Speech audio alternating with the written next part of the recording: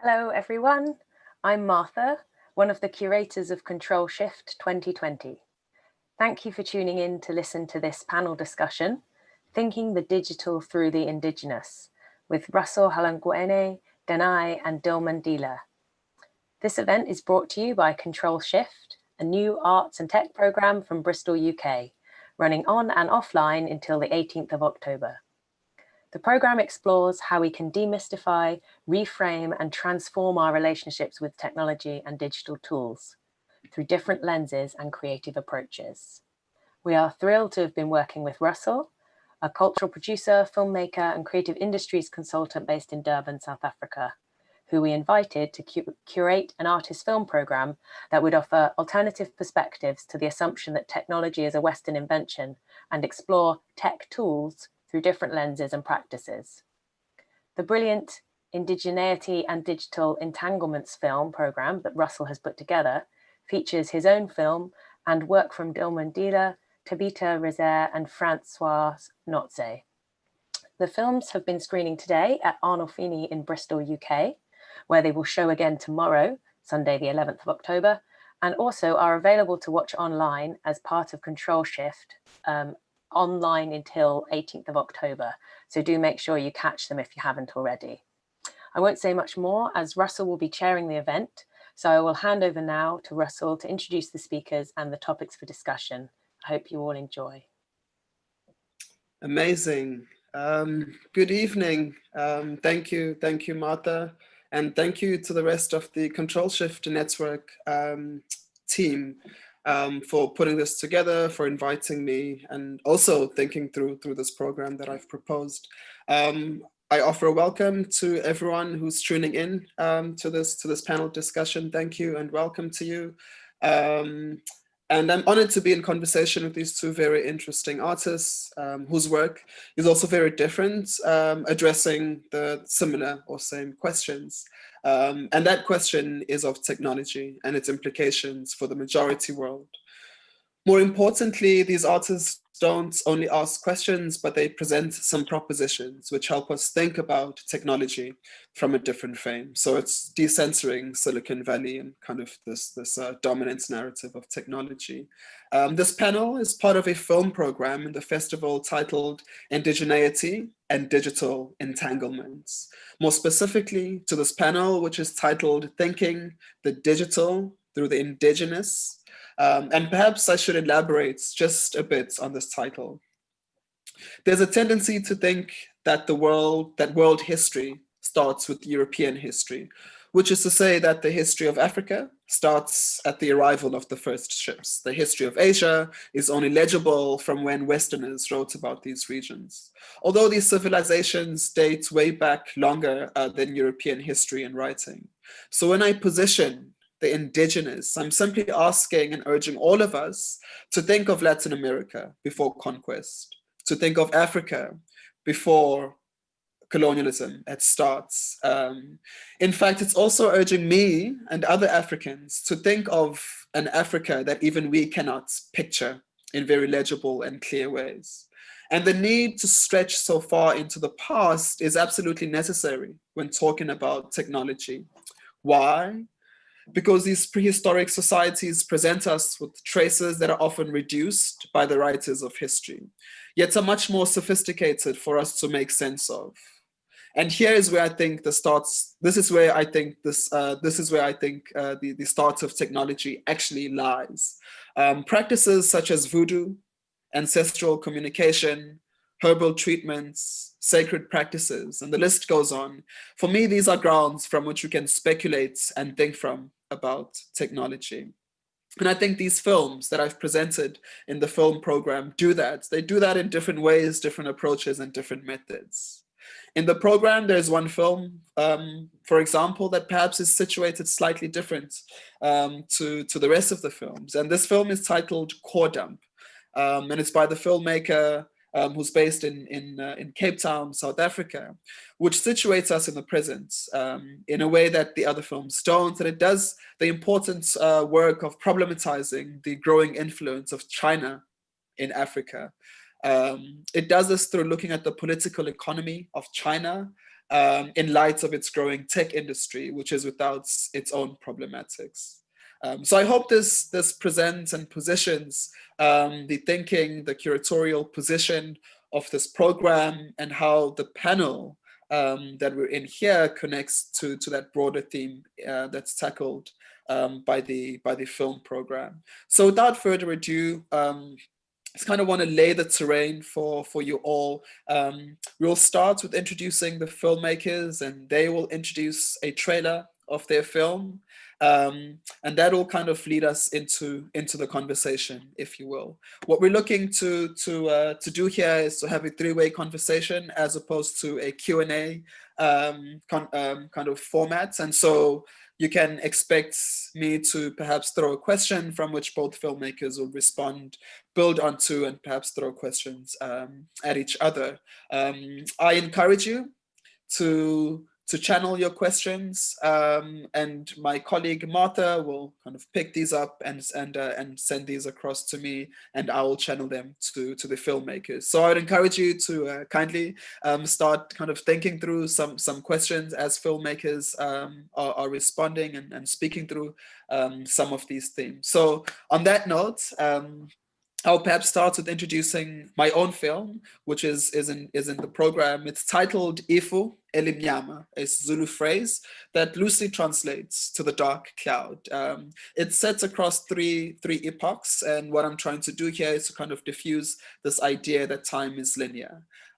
So the film looks at Zulu or Nguni folklore and systems of transcendence, and places this alongside what we understand as digital / technology. And what I'm trying to do here is to place indigenous knowledge production alongside Western knowledge production in order to arrive at a much more constructive and dynamic way of understanding this thing that we call technology. So we'll play the trailer in the next few seconds.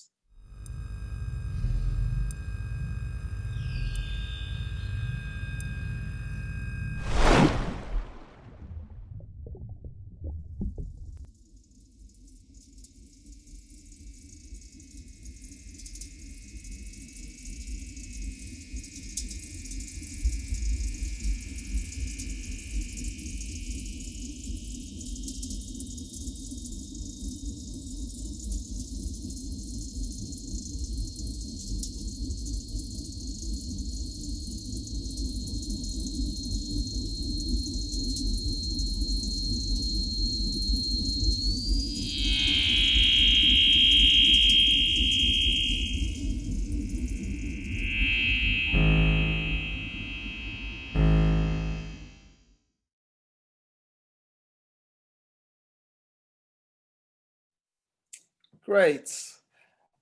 So I'll hand over to my colleague Dilman, and as a way of introduction, Dilman is an author of critical acclaim, who's authored a collection of short stories under the guise of A Killing in the Sun. Dilman has been shortlisted for the Commonwealth Short Story Prize of 2013 and for the Nomo Awards for the Best Novella in 2017, and longlisted for the BBC International Radio Playwrights Competition in 2014, among other accolades. His short fiction have featured in several anthologies, and his films include What Happened in the Room 13, 2007, and The Felistas Fable of 2013, which was nominated for the Best First Feature by a Director at AMA in 2014. We will now switch over to Dilman's work in the film Kifaru. Hello, I think at this moment, Russel has said everything about me. So the film Kifaru is it's a work of love. I don't know. It's a story that has been with me for quite a while, like a few years now. And then I was able to do it. I was able to bring it to life because I had learned a bit of CGI and 3D digital arts. So I felt comfortable to talk about a subject that, you know, is really close to my heart. I didn't have the means to tell this story before, but it's basically a story about how do I put it? Like, it's a story about how traditional knowledge systems kind of contributed to the digital knowledge that we have today, or something of that sort. I think maybe when we watch the film, we are going to watch the film, yeah? Yeah, Just I gonna play the think, trailer, yeah? But the yes. film is available online. Oh, yeah. We'll see the trailer, maybe. Yes. I think when you see the film, then oh, I was hoping you are going to watch it now, but yeah, it's okay. In brief, it's a story that tackles the question of alternative knowledge systems. By alternative, I mean we've been brought up in the sense that the main knowledge is what we learn at school, and which is knowledge that has come from Europe, Middle Eastern, or they have European and Middle Eastern origins. And when you look at the works of researchers like Ron Eglash, you realize that there's a lot that we have not, that we've missed out because of the colonialism and the racism that kind of try to erase the knowledges of other peoples who are not of European origin. So this film kind of tries to look at knowledge from this point of view. And I try to imagine, or I try to think, like, if colonialism had not interrupted the process of scientific developments in in places like where I come from, what would have been the result now? Yeah, how much further would have science or technology evolved, and what will it look like, and how will it be different from what we know as science and technology today? So with of course, in this imagination, I can't really detach myself from the present reality, which is why you see drones and computers and laptops. But I'm hoping in future to really have to make a film that is going to actually imagine what life would have been like without the interruption of colonialism and, you know, European imperialist forces and all this, and westernization as we know it today. Yeah. So that's a brief introduction to the film. I hope it's adequate. I know it's not exactly telling what the story is about, but really what I was hoping to achieve when I was making the film. Thank you for that, Durban. So we'll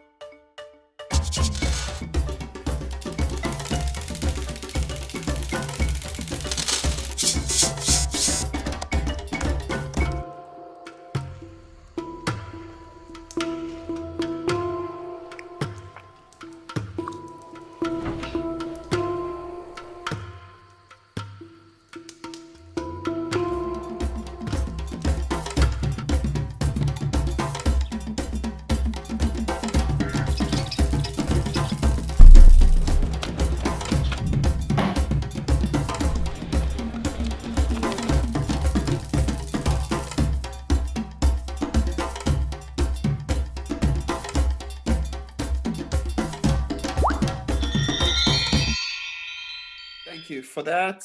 And I'm very excited to introduce my co-panelist, Danai, a Chilean working-class feminist writer, multimedia artist, and technologist based in Rotterdam. Danai is a lecturer of hacking and autonomous practices at the Willem de Kooning Academy in Rotterdam, and the co-founder of the Digital Witchcraft Institute, an artistic research organization that develops advanced and non-conforming digital technologies for post-human futures. In the past, Danai has been a fellow of the Mozilla Foundation and has led several interdisciplinary projects in activist organizations dedicated to technology and human rights in the US, in Brazil, and Chile. She has presented her work in places such as Kyoto, Havana, San Francisco, Tunisia, London, and Honolulu. She has published in magazines, academic journals, and outlets of creative nonfiction. She is currently writing a thesis on the masochism and artificial intelligence. And I hand over to you, Danai, to tell us a bit more about your film before we see the trailer. Yes, hi Russell. Thank you for the introduction. Thank you for the invitation too. Yes, first maybe I can make this disclaimer that I cannot really speak from the indigenous. Our history in Latin America is it has the sign of the conquista. I can and we have this very tragic and cruel history, and I cannot identify myself with indigenous groups who are still struggling for their land rights. I can identify from the concept of mestizaje, which is people like us who have practically no past before 1492. But it's a concept that has helped me to be nomad between all these different knowledges, all these different traditions, and achieve this kind of syncretic approach to technology and to life in general, I guess. That's the kind of work that I do. I'm trying to combine like ancient knowledge, ancient familiar community traditions with current developments on technology. That's why I've done research on hacking and shamanism, digital obfuscation and santeria, and oracles and coding, which was the topic of my workshop yesterday in Control Shift. And the trailer you're going to see is part of my digital witchcraft project. This was initially funded by the Mozilla Foundation. They were very generous. They let me travel to places where people were doing these dissonant technologies, because I believe that if we're going to end with this world of surveillance capitalism, we don't have to seek for this answer in Silicon Valley nor in Europe. We have to find, there's already people doing like this really cool autonomous approaches. I was super lucky to see people in Cuba doing street networks. I met a Buddhist android in Kyoto. Then with all this research, with some fellow activists, we created a series of prototypes of using speculative design methodologies. And also I was able to interview fellow practitioners, and I also included some poetry of mine in this film. So it was as you can see, it was a mixture of all these things. Very experimental, so I'm honored to be in this group with people so talented as you two. And yeah, here's my trailer, I guess. Thank you.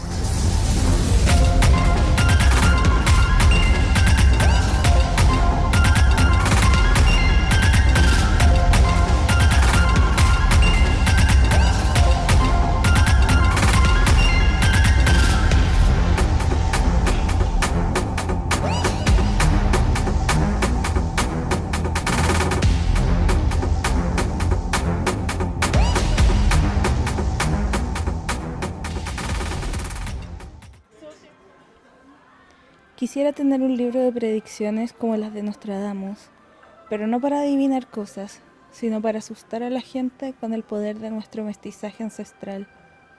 Quiero que nos tengan miedo, el mismo miedo que un profesor universitario mediocre le tiene a esa mujer que es su mejor estudiante.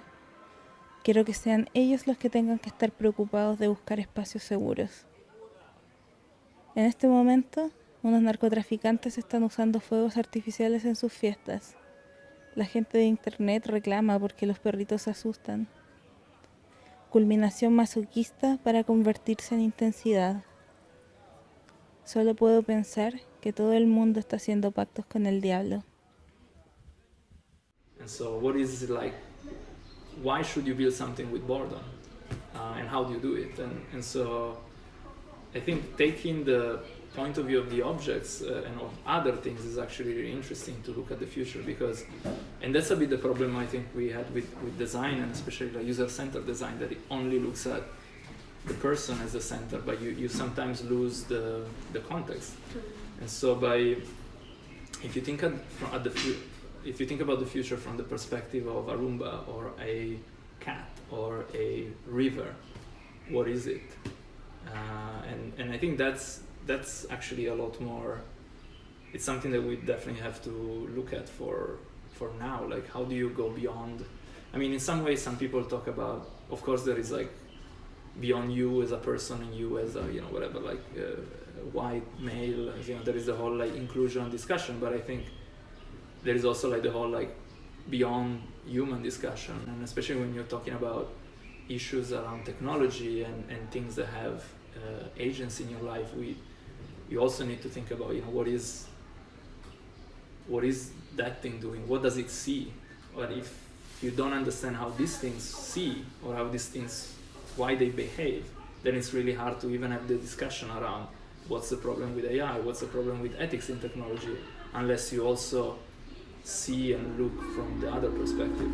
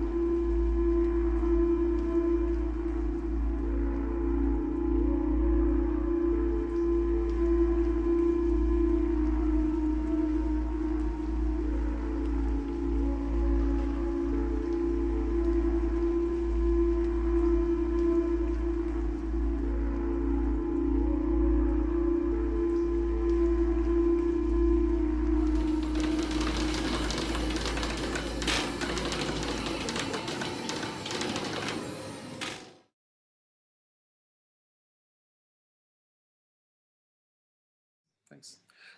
So the first question is an invitation to the both of you, really, and it's really trying to understand your practice as artists beyond the films or the trailers that you've introduced here. So perhaps Danai, I know that you had a workshop yesterday, for example, as part of the Control Shift Festival. So I'm a bit curious to understand how that work intersects with the film, or the trailer, perhaps, or the film that you've just shared. So could you perhaps introduce your practice in its broader sense, and how this conversation connects or is emblematic of your practice? Yeah, and then maybe you, Dilman, when Danai hands over to you, I'd be curious to understand, because you also write short stories. Again, I'm interested to understand the broader themes and questions that you try to encounter and think through in your literature work. So, yes, you could go first, Danai, and maybe hand over to Dilman after that. Sure. Yes. Well, I've been working in the topic of technology and digital cultures for a while. I entered this area interested in piracy because the internet was a very crucial invention for me, and it was sad to realize that with the years it started to become a space of control, a space of surveillance. And some years ago, maybe 3 years ago, I discovered the concept, I was introduced to the concept of posthumanism here in my postgraduate studies at the University of Utrecht with the amazing Rosi Braidotti. And posthumanism is an idea in which we practitioners and researchers try to decenter the human from knowledge generation. This means, in my vision, to form alliances with the non-human. This can be non-human animals, this can be nature, this can be also the technological realm. And yes, actually I had a workshop yesterday when with some really nice people, we created Oracle bots. These are devices of automated content that they post without manual intervention after the creation, of course. And we used the concept of the Oracle to engage with those messages in a way that we as spectators provide or inoculate some sort of significance in these messages we were getting from the oracles.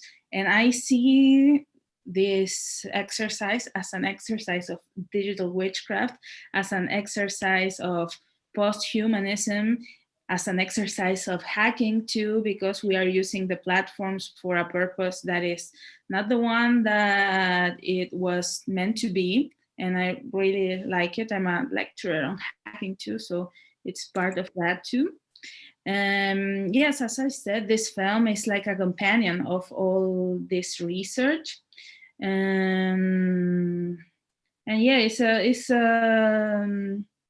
I try to be very joyful in the products that I try to create, to have fun, and I have this vision for the future of a cyberspace that is a cyberspace of equity, a cyberspace of good times. Yeah. Cool.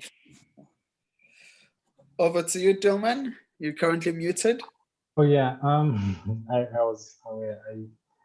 I don't know. In my work, people keep seeing themes in them, but I don't know if I really set out to write particular themes or to focus on something in particular. But I think over the last many years, maybe 6-7 years, I've been kind of zeroing down on indigenous knowledge systems, alternative knowledge systems. I think it's something that I've been struggling with all my life. Like, I remember in my childhood, I got a lot of treatment because at that time in Uganda, we had a kind of civil war of sorts. In my town, we weren't really affected, but of course, when there's civil war in one part of the country, there's a bit of disruption. So hospitals were not working like you would expect them to work. And so most of the time, the medicines we accessed were actually herbal medicines and traditional medicines, and they were really effective in like, yeah, as a solution, So, but in the 90s, when the wars kind of died down, and then there was a lot of aid pumping in all these pharmaceuticals, and doctors increased and stuff like that. So there was even a call to ban traditional medicine. I think in 92, the government of Uganda started to ban, I don't know, not 92, but a few years ago, around 2002 or something, they banned traditional midwives from operating, and they want women to go to hospitals to give birth from hospitals. So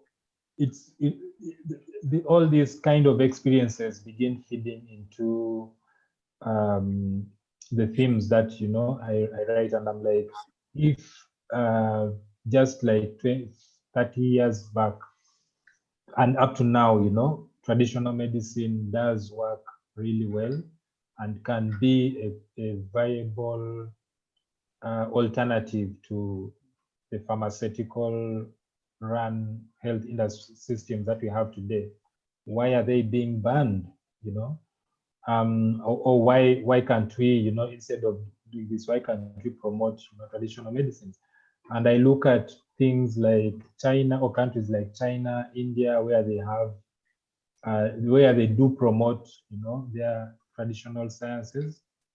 And this same thing, it has now become so marketed that Chinese herbal medicine is considered to be on the same level with Western medicine at some point, because you find one of the mainstream treatments for malaria today came from Chinese traditional medicine, and that is Artemether. So all these questions, you know, I just keep asking myself, why African knowledge systems being ignored even up to this day? And it's not just being ignored by the West. Of course, the way the world is modeled right now, we have, it's a power structure which comes from the West. Our presidents, all our systems and all those things, they kind of look to Europe and to America for leadership and for guidance and all that. So, but at some level, I think our leaders still have this mentality that whatever comes from Africa is kind of inferior, and so they do not look at solutions from our knowledge systems to, Sure. you know, to tackle the problems that we have. So one of the short stories that I've written, it's coming out in an anthology called African Futurism Anthology. I think it will be out in a week or two. This story tackles the question of democracy, and in it I imagine how technology can enhance democracy, or like how it can foster true democracy in Africa. But I don't look at democracy from a Western point of view, where there is elections and then there is a leader and a central government and, you know, centralized institutions. I instead look like in many pre-colonial African communities, which did not have central governments, but still had a sense of nationhood and a sense of, you know, like the actually, they were, by the time at the onset of colonialism, they were estimated to be about 2 million to 3 million people. They identified as actually, but they did not have one central leader. They had very many chiefs, like every family or every clan had its own leadership, but still there were rules that bound everybody and other communities like the Langi, they were able to mobilize themselves and give support to the Banyoro when the Banyoro were fighting British. Yeah. Yes. So I'll cut you there. We can perhaps return to some of this detail later on. I maybe want to bring in Denai here. Denai, I'm interested perhaps in the evolution of your work. I mean, you've kind of spoken about the productive nature of the syncretic, yeah. And I'd like to draw you in a bit more and maybe ask you to open up that world. How do you work with the syncretic? How does it intersect with this digital or technological problems, perhaps that we find ourselves in here? And perhaps maybe to go a step further, I think there's this important work of translation and kind of contextual positioning of these concepts that come from non-European origins, and how they are taken across and translated and presented in a European context. So perhaps if you could answer with that as the backdrop, yeah? Yeah, I really connected with this idea that that Dilma was speaking about on traditional medicine, for example. And yes, I paid a lot of attention to this practices that I call technologies too. They are traditional technologies or like non-white technologies. In feminist circuits in Latin America, it's a very central component of our lives for people like of the 21st century, especially regarding sexual and reproductive rights and the right to safe abortions. There are right now like feminist networks in Latin America of women who provide these herbs that help you to go through safe abortions. And I'm very interested in those mechanisms. And you asked me about the language, and I think because of this mestiza position that I think I'm installed in, I speak many languages. I mean, I speak like in reality many languages to live in this European setting. But to me, it is the same process of speaking the technological language, speaking the magical language.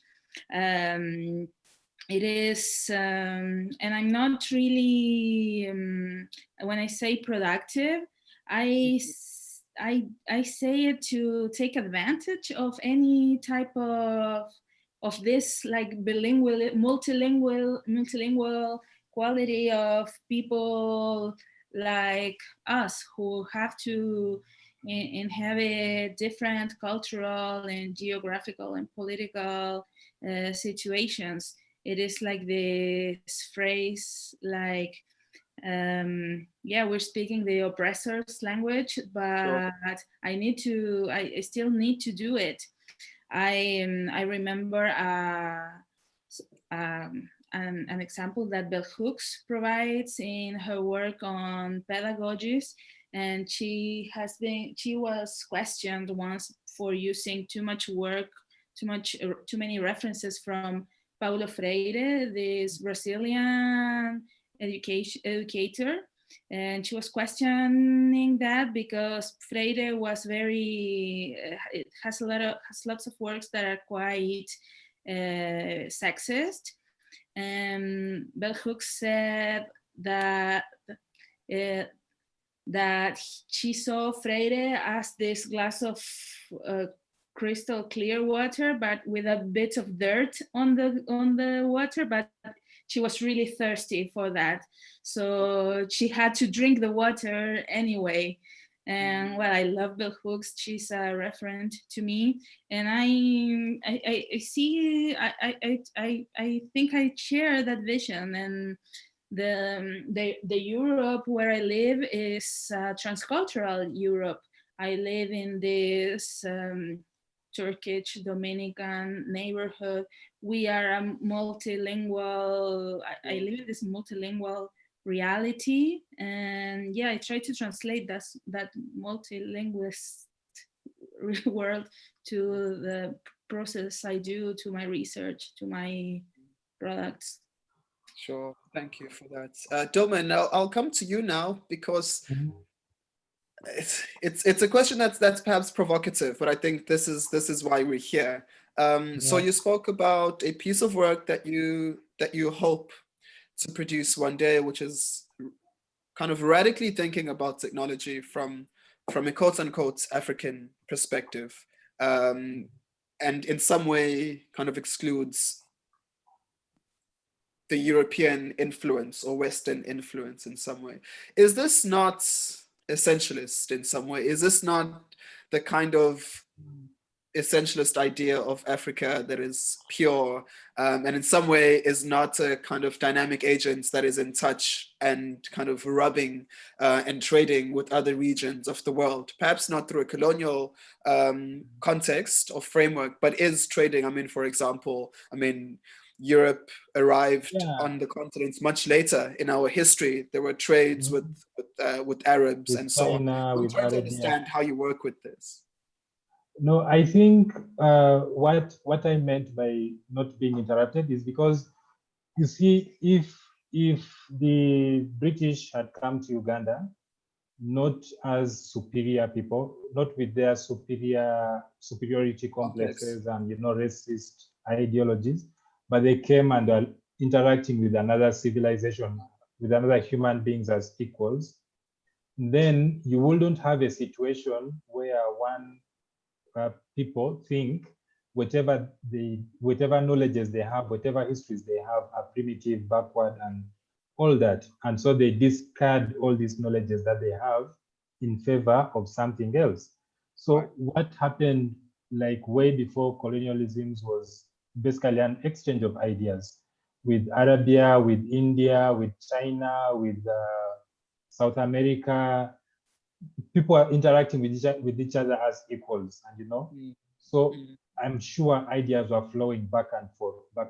Like there's documented things of the first diplomacy happening between a town on the Indian Ocean coast of Kenya. I think it's Malindi, if I remember, and China, where the king or whoever the ruler was of Malindi sent giraffes to China.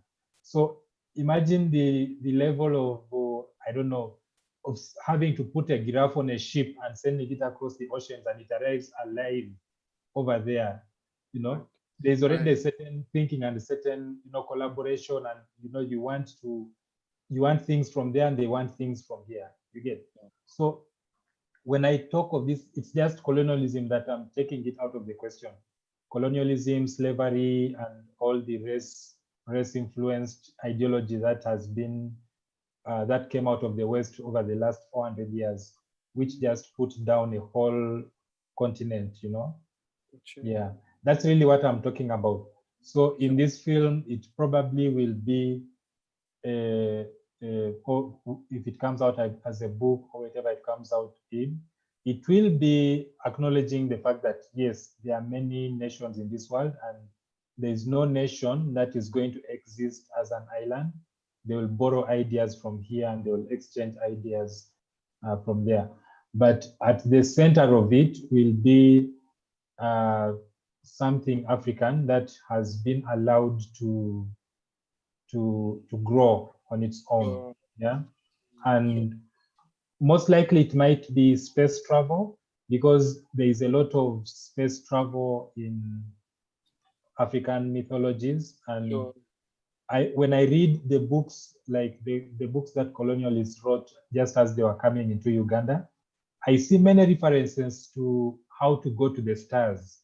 And, of course, it's written from a Christian perspective, which means they are belittling the belief systems of these people. But there was some kind of instruction that if you want to go to the stars, you go to this place, you cut down this tree, you do ABCD, and then you say ABCD, and you will go to the stars to be with the ancestors. So I believe there is always truth in these mythologies, because mythologies don't really just come up from out of thin air. There's probably a semblance of truth somewhere. Absolutely. So if these kind of beliefs had been allowed to nurture, maybe by now Uganda would have its own space program. You get. There are ideas like the rainmakers, which I think they were probably using cloud seeding kind of technology to make rain or to control the weather. There was probably some way of putting gas into the air to make, or you burn stuff and it creates clouds, and it affects clouds in one way or the other, which we know today happens. So those are the technologies that I'll be thinking about, and just looking at this from points of view of, okay, there is no Western knowledge.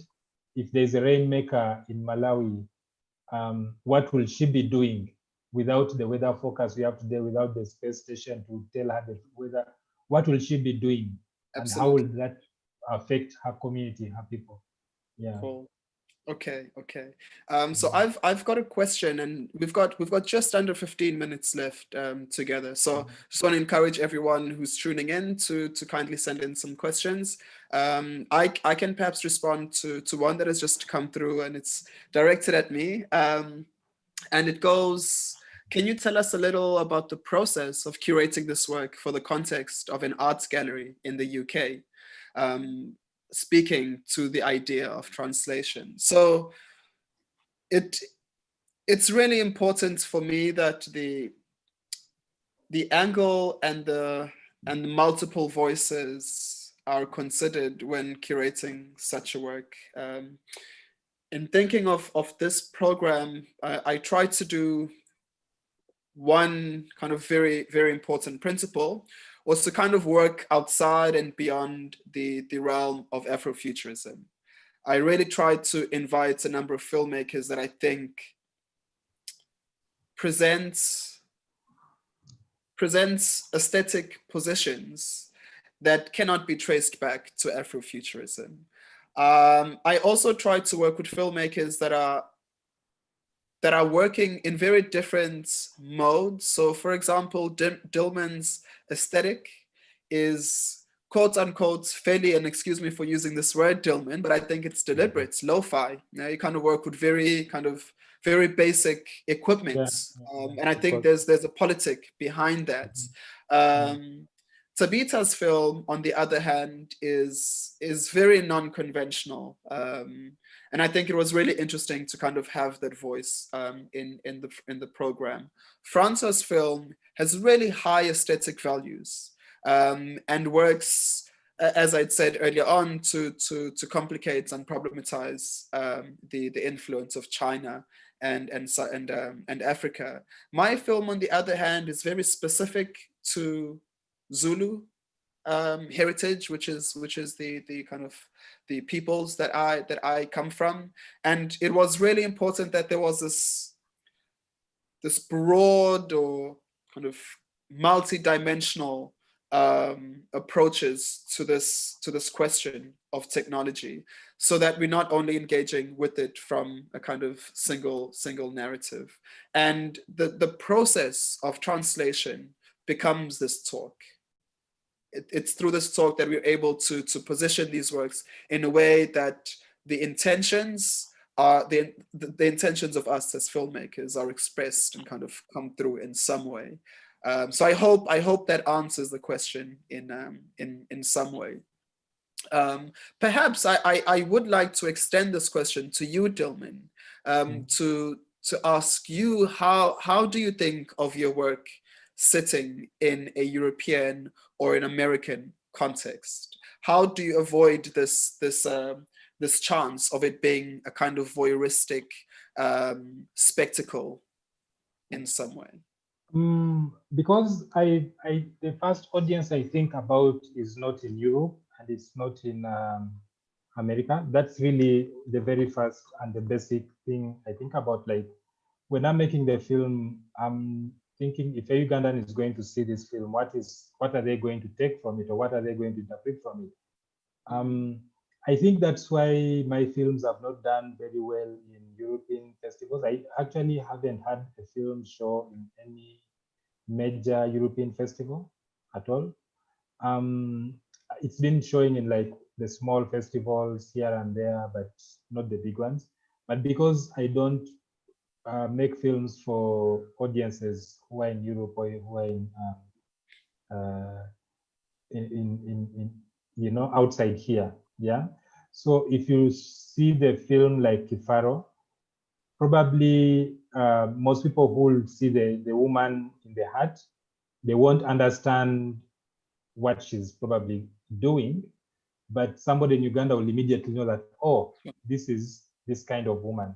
And if I was to make it for a European audience, I will probably have her wear some kind of regalia and paint her face, which is the stereotype of what shamans look like, and yet in reality, they don't. They just wear whatever they wear, and they're just like you and me. Yeah.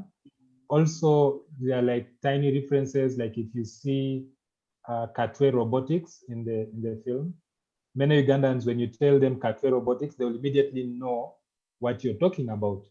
And I'm not going to explain it here because it's really a Ugandan joke or something like that. So I just make the film for audiences who I know will get it. And then if the Europeans enjoy it, I mean, that's cool with me.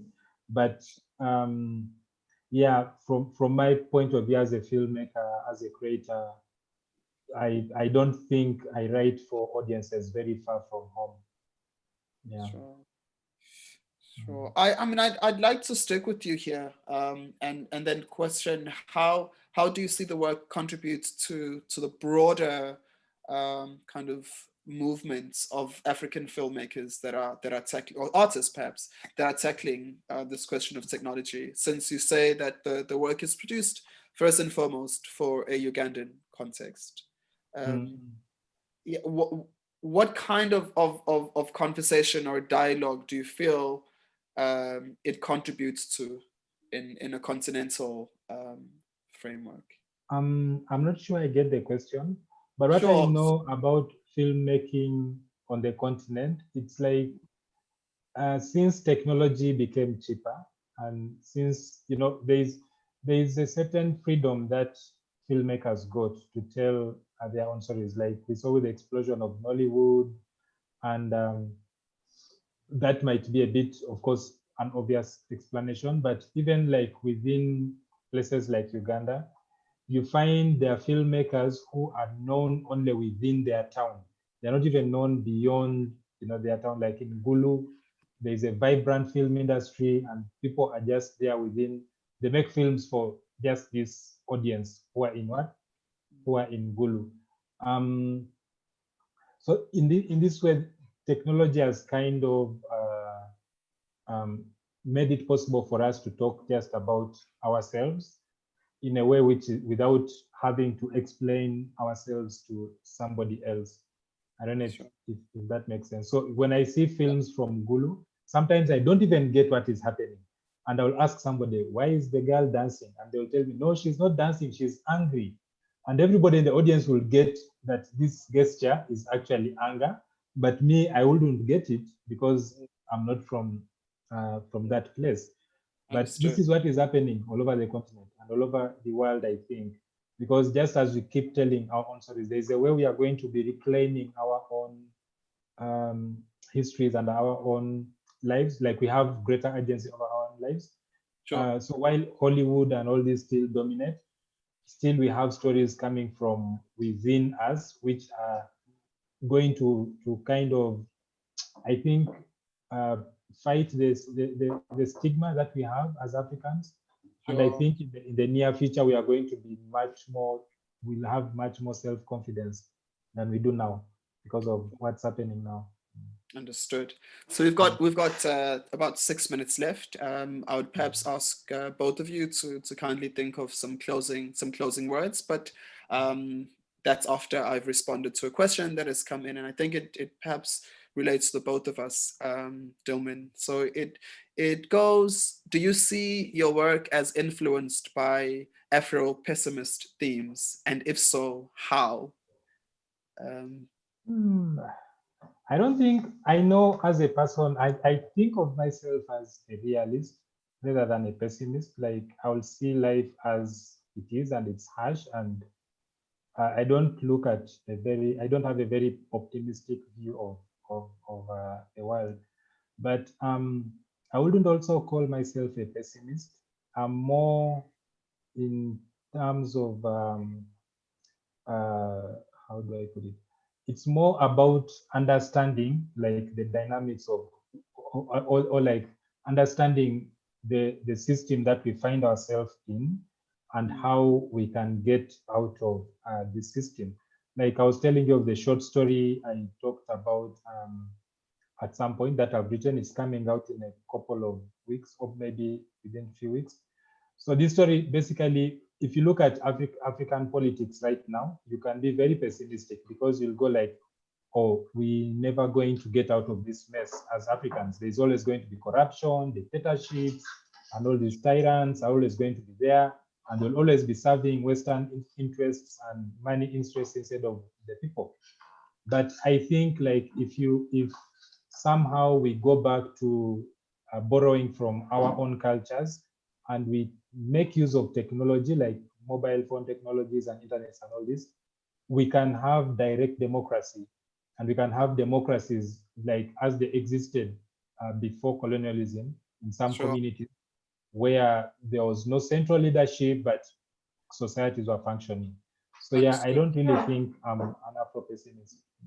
Okay, all right. If I respond to this question in the context of my film, I think there are features, there are elements of Afro-pessimism there. In fact, the kind of the protagonist is against this shrewd business person who's about to privatize the data systems, data files from the sacred cloud that has stored the Black civilization's history since time immemorial. So there certainly are those themes in there, but I don't think that's just one of many themes that I'm trying to work with and grapple with. And I think just on that point, what's really important for me is to not only ask questions, but to start to propose some alternatives, as maybe not as answers, but as some materials that help us arrive at the answers to Afro-pessimisms. Denai, I'm interested to hear from your perspective. In fact, I've just gotten a question for you, but maybe let me put this one in first. I'm curious to understand or to know a bit more how do you sit in relation to this conversation that Dilman and I have been kind of working through in the past few minutes? Yeah, it's a big conversation. It's difficult for me to think of a specific connection. It was interesting to me that you were like trying to find alternatives to the Afrofuturist ideas, which are like the Western vision. Right now, it has very lots of attention from the West, or this example of Dilman that the Western gaze sees dancing as a joyful thing, while it can mean different. It can convey a different meaning for the community that is like participating in that. Yeah, I understand it. My perspective is the one of a researcher. I think I see that this. I see that it's in some point of history, magic was very omnipresent in the Western world. You can see those cases in works like Caliban and the Witch by Silvia Federici, and it's related to what I was saying a while ago. Like in Latin America, there's all this ancient knowledge is still very present. And I see that today it's actually technology, the dimension that has this like omnipresent existence that governs our lives, and we don't really understand. We just trust what's coming from, I don't know, the platforms, the big corporations, and we give this entire technical realm a sense of veracity, of legitimacy, of scientificism. And when you study those things, you realize that it's not like that technology is full of biases, that you can find like lots of examples of racist technology, of sexist technology. So that's my proposal, I think, to acknowledge that problem with this omniscient technology that is now elevated to this semi-magical dimension that we trust every time, like a person in the Middle Ages will trust, I don't know, a god or the faces of the moon.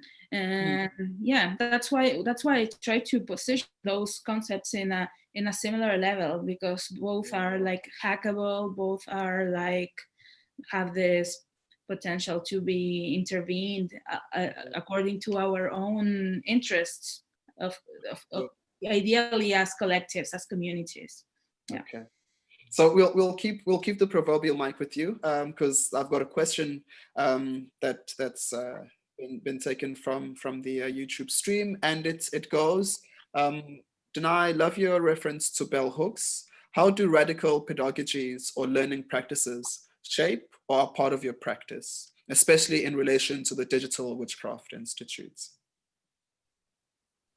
Oh yeah, this book of bell hooks I teaching to transgress, and I totally recommend it to everyone who's an educator.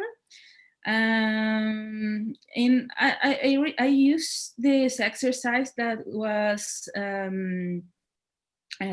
that is what was suggested by Ruha Benjamin. She's a scholar on race and technology, and the name is What's in a Name. And I do it with my students, and every student has to a story about their names, why they got their names, and the implications of the names they have. The doors that are opened or closed because of their names. Ruha Benjamin came with this idea because when she had her first child, she's a Black woman, and she wanted to give him an Arab name to honor her ancestry. But she realized that if she had this children had an Arab name and he was Black too, this person will never be able to travel in a safe and comfortable way in an airport ever. So that's how she realized that we used naming is like a form of everyday coding. And I always use this exercise with my students, and I teach in a very transcultural setting too, so I always get interesting examples. I don't know, the people from Asia who have some of them have this practice of using like a Western name because their Asian name is not it's never pronounced correctly, or some of my Black students who have, this is something that happened here in the Netherlands, that they recently found to which plantation in the colonies certain surnames were coming from. So that's how I think I try to combine this logic of radical pedagogies of equity in all sense, like I don't know, the people who have non-genderless names, things like that. And I think that's an exercise that I do, and it's useful for me to think like that coding is not only algorithms and languages, computational languages. Our language, our practices like naming people are coding too. Yeah, that's what I try to do. Okay. So I'll ask you each to offer some closing words, if you will, and I will offer mine and perhaps respond to a question that I've just received. And Dilman, may I ask you to also consider this point that has been addressed to you in your closing remarks. I'll beg you to kindly be as brief as you can in the limited time that we have. So maybe I'll start with you, Dilman, and the point is, Dilman, I like a phrase you used in an article, Juju Tech. This maybe relates to what Danai is talking about around the syncretic. So if I repeat this, Dilman, I like the phrase you used in an article, Juju Tech. This maybe relates to what Danai was talking about around the syncretic. Yeah. I think I don't remember exactly which article I wrote this on, but I think I've written quite a few times about spirituality and technology. I believe, like I said before, this has come to dominate many themes in my work. But I also have a problem with calling it juju. I'm not sure if I'm the one who used this or if it is Medi or Korafo. Maybe somebody is, because I think she's the one who uses the actual word juju tech a lot. I don't remember using this word, but I kind of subscribe to the same phrase, like, it's not exactly juju, it's just a knowledge system that we do not know about and which we have ignored, because I think there is more to this world than the rules of physics and the rules of or the laws of physics can really explain. Yeah, there are a lot of things that physics and science and technology cannot rationally explain. Simple things like, why do we sleep? Things like, why do we dream? You get. So some of these have been lost in over the last 400 years of colonialism and racism and slave trade and all that. And I believe somewhere in all these what you call shamans, somewhere in their belief systems, in their works, there's a lot of science and technology behind this. And of course, the way the world is structured today, we look to Western knowledges to verify or to validify our beliefs or what we think about.